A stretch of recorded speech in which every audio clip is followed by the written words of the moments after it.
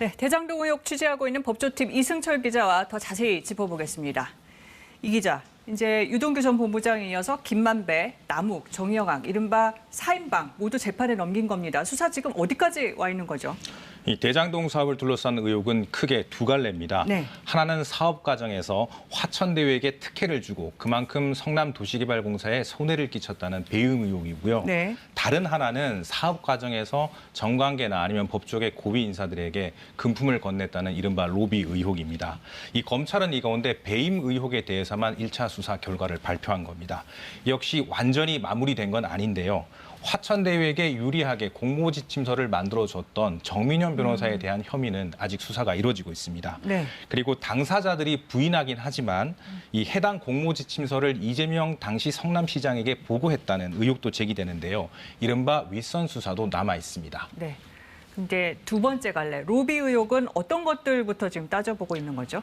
정관계 로비 의혹, 이른바 50억 클럽 얘기가 나왔었잖아요. 네. 검찰이 우선 속도를 내고 있는 건 곽상도 전 의원 부자가 금품을 받았다는 혐의입니다. 네. 이 곽 전 의원 아들이 화천대유로부터 퇴직금 등 명목으로 50억 원 정도를 받았었는데요.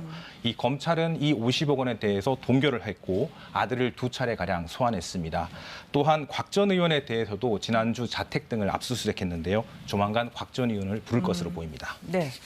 여당에서는 이제 윤석열 국민의힘 대선 후보가 검사 시절에 부산저축은행 비리 수사를 부실하게 해서 이게 대장동 사건으로 이어졌다 이렇게 주장합니다.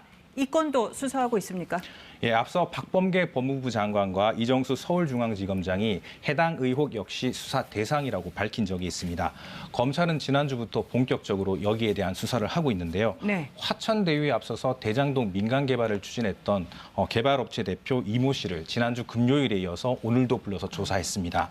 이 전 대표는 2009년 부산저축은행 박연호 회장의 인척 조모 씨로부터 1,100억 원을 빌렸는데요. 이 과정에서 브로커 조 씨가 약 10억 원 정도를 챙겼습니다. 네. 2011년 검찰이 부산저축은행 비리 이 사건을 수사하면서 이 같은 조 씨의 혐의를 포착하고도 조 씨를 처벌하지 않았다는 게 의혹의 핵심입니다. 당시 주인 검사가 윤석열 후보였기 때문에 계속 논란이 이어지고 있습니다. 네. 일단 이제 사실상 중간 수사 결과를 검찰이 발표한 겁니다. 근데 전담 수사팀이 꾸려진 지 50일쯤 됐죠. 네, 그렇습니다. 크게 3번 정도 수사에 고비가 있었는데요. 그렇죠. 가장 먼저 유동규 전 성남도시개발공사 기획본부장에 대한 압수수색을 할 때 이 유 본부장이 버렸던 휴대전화를 검찰이 확보하지 못했습니다. 그리고 지난달 중순에는 김만배 씨에 대해서 구속영장을 청구했다가 기각된 적도 있고요. 네. 마지막으로 김만배 씨와 남욱 씨를 구속한 뒤에 수사팀이 방역수칙을 어기고 회식을 하다가 코로나19에 집단 감염되게 됐습니다. 쪼개기 회식을 했죠. 예, 이러다 보니까 정치권에서 검찰 수사를 못 믿겠다. 그리고 특검을 해야 한다는 얘기가 나오고 있습니다. 여기서 정리하죠. 이승철 기자 잘 들었습니다.